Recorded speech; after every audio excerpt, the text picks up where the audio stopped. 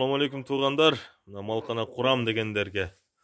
Мына ушундай малкана айылда, чакан айылда мына ушундай кылып 15ке 10 кылып туруп малкананы салып, мына мынтип акурларды куруп койсо болот. Мына узуну. Bir жагына 11 уй, bir жагына 11 уй байлап, мына ушинтип бакса болот. Былтыр ырастаган, буюрса кийинки жылдан байлайбыз деп жатат. Бул жер пол. Азыр айылдын малы эле. Сан уйлар байланып атат бул жерге. Нарак тарабы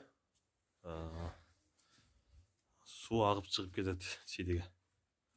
Мына ушинтип эле курса болот. Ортодон чөптү алып келип салат. Ал эми бул жагын эми ырастайт буюрса. Мына туугандар. Азыр сыртын көрөбүз. Мына туугандар, сырты малкананын сырткы көрүнүшү. Мына ушундай аксынын чет жагындагы